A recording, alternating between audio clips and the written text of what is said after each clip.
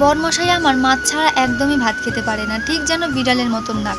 যেখানে মাছের গন্ধ পাবে সেখানেই দৌড়ে চলে যাবে। এখন কিন্তু বাজে সকাল 7টা। প্রতিদিনের মতনই ঘরের কিছু টুকিটাকি কাজ করতে করতে হঠাৎই জানলা থেকে একটা আওয়াজ পেলাম। আওয়াজটা পাওয়ার পরই আমি তাড়াতাড়ি করে রাস্তায় চলে এলাম, আর রাস্তায় এসে দেখলাম যে সকালে জোয়ারের জলে কিন্তু একটা ভুটভুটি কিন্তু পাড়ে চলে এসেছে। কিছুটা কাছে গিয়ে দেখলাম ভুটভুটিটা আর কারণ না, আমারই পাশের বাড়ি এক দাদুর ভুটভুটি। আসার আগে কিন্তু তোমার দাদাভাই আগে থাকতেই যেহেতু কার্তিক মাস পড়ে গেছে আর শীতও বেশি দেরি নেই, শীতও চলে এসছে, আর দেখতেই পাচ্ছ দাদু কিন্তু এখানে মাছ শুকনো করতে দিয়ে দিয়েছে। ভুটভুটির ওপরে যে অংশটা, সেই অংশে কিন্তু প্রত্যেকটা মাছ এইভাবে ঝুলিয়ে রেখেছে, কারণ এইভাবেই কিন্তু ঝুলিয়ে থাকতে থাকতে মাছগুলো রোদ্দুরের তাপে কিন্তু প্রত্যেকটা মাছ শুকিয়ে যাবে। এই ভুটভুটির নিচের যে অংশটা তোমরা দেখতে পাচ্ছ, যেই মাছগুলো ফিশিং এ গিয়ে দাদুরা ধরে, সেই মাছগুলো কিন্তু এই নিচেই রাখা। আর প্রত্যেকটা মাছের বাক্সের ভিতর যেহেতু বরফ দেওয়া থাকে, তাই বাক্সের ক্রেটগুলো কিন্তু অতিরিক্ত ভারী হয়। একার পক্ষে কিন্তু বাক্সগুলো তোলা অসম্ভব, তাই এখানে 4 জন মিলে কিন্তু বাক্সটা তোলার চেষ্টা করছিল। বাক্স দু সাইডে কিন্তু দড়ি আটকে নিয়েছে, তারপর কিন্তু সেই দড়ি ধরে টান দিয়ে ওপরের দিকে বাক্সটা তোলার চেষ্টা করলো। ফাইনালি কিন্তু বাক্সটা ওপরে তুলে নিয়েছে। তো এবার দাদু কিন্তু বাক্সটা খুলবে। তো তোমাদেরকে আমি একটু জুম করে দেখাচ্ছি যে বাক্সের ভেতরে কি মাছ রয়েছে। তো বাক্সটা খোলার পর কিন্তু দেখতেই পাচ্ছ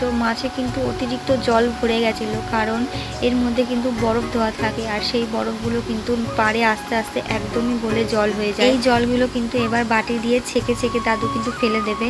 এই জলগুলো যদি ফেলে দেওয়া না হয় তাহলে কিন্তু প্রত্যেকটা মাছ কিন্তু পচে যাবে। মাছগুলো যদি পচে যায় তাহলে কিন্তু একটা মাছও বিক্রি করতে পারবে না, তাই জন্যই কিন্তু জলগুলোকে এখানে ফেলে দেওয়া হলো।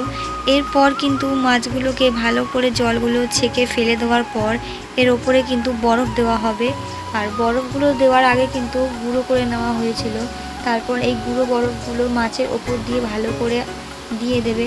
আর এখন বরফগুলো দেওয়ার কারণ হচ্ছে মাছগুলো কিন্তু ভালো থাকবে আর টাটকা থাকবে, মাছ তাহলে কিন্তু ভালো দামে কিন্তু আড়তে বিক্রি করতে পারবে। আর এখানে দেখো দাদু কিন্তু তোমাদের দাদাভাইকে কিছু মাছ দিয়ে, এই মাছগুলো কিন্তু লোটে মাছ। তোমরা অনেকেই জানো, কে কে লোটে মাছ খেয়ে থাকো কমেন্টে জানিও।